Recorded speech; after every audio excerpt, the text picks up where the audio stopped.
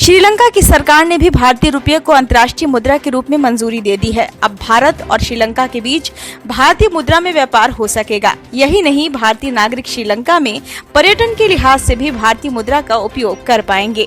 श्रीलंका पहला देश नहीं है जिसने इस तरह से भारतीय मुद्रा को अपने यहाँ मान्यता दी है। इससे पहले भी कई देश भारतीय रुपये को अंतर्राष्ट्रीय मान्यता दे चुके हैं। इससे साफ है कि भारतीय रुपये का दुनिया भर में बोलबाला अब बढ़ने लगा है। यूं कहें कि अब भारतीय मुद्रा डॉलर और पाउंड को टक्कर देने की तैयारी में है तो गलत नहीं होगा। आइए जानते हैं कि भारतीय मुद्रा का किस तरह से दुनिया भर में नाम हो रहा है। अब तक कितने देशों ने भारतीय मुद्रा में व्यापार को मंजूरी दी है, कितने देशों में वोस्ट्रो खाते खुलने लगे हैं, इसका आम लोगों को क्या फायदा मिलेगा। अभी अमेरिकी डॉलर दुनिया की सबसे ताकतवर मुद्रा है। कुल वैश्विक व्यापार में इसकी हिस्सेदारी 80% के करीब है। मतलब दुनिया भर में होने वाले कारोबार में 80% से ज्यादा का लेन देन डॉलर में ही होता है। कई देशों ने भारतीय मुद्रा में लेन देन की मंजूरी दे दी है। इससे डॉलर पर निर्भरता घटेगी और रुपया अंतर्राष्ट्रीय बाजार में मजबूत होगा। भारत के साथ रुपए में व्यापार करने में दिलचस्पी दिखाने वाले ज्यादातर देश विदेशी मुद्रा भंडार में डॉलर की कमी का सामना कर रहे हैं।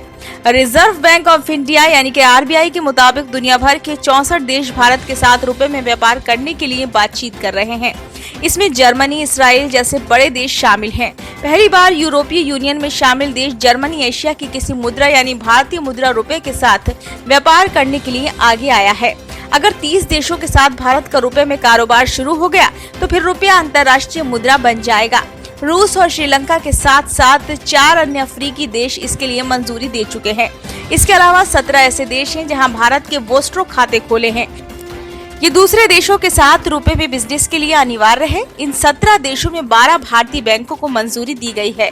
इस लिस्ट में भारतीय state bank, Canara bank, union bank of India, UCO bank, HDFC bank, IndusInd bank, yes bank और IDBI बैंक शामिल हैं।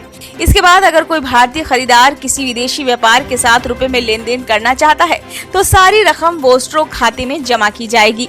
जब भारतीय निर्यातक को सप्लाई किए गए सामान के लिए भुगतान करने की जरूरत होगी तो इस वोस्ट्रो खाते से कटौती की जाएगी और पैसा निर्यातक के खाते में जमा किया जाएगा। आर्थिक मामलों के जानकार प्रोफेसर प्रहलाद कहते हैं कि अभी तक दूसरे देशों से व्यापार के दौरान डॉलर खर्च करना पड़ता था। इसके चलते विदेशी मुद्रा भंडार में डॉलर की कमी भी होने लगती है। इसी के चलते देश की आर्थिक विकास दर में गिरावट भी होती है और कर्ज भी बढ़ता है। लेकिन दूसरे देशों से रुपए में लेन देन से भारतीय व्यापार पर कम खतरा होता है। कच्चे तेल समेत जो भी उत्पाद दूसरे देशों से आयात किया जाता है उसका भुगतान रुपए के माध्यम से किया जाएगा। इससे हर साल अरबों डॉलर बचेंगे, मुद्रा की अस्थिरता से सुरक्षा मिलेगी।